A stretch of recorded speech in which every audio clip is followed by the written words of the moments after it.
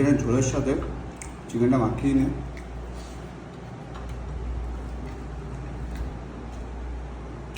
দারুণ লেভেলে হলো।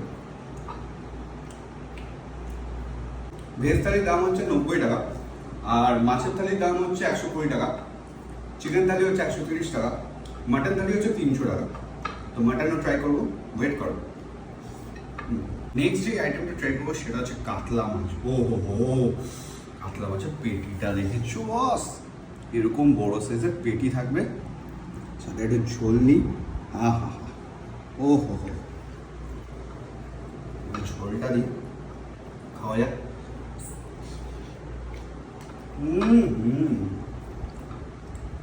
বেশ ভালো, বাট মাছের থেকে আমার চিকেনটা একটু বেশি ভালো লেগেছে মাছের ঝোলের থেকে। মাছটা কিন্তু বেশ ফ্রেশ, দেখো একদম ফ্রেশ মাছ।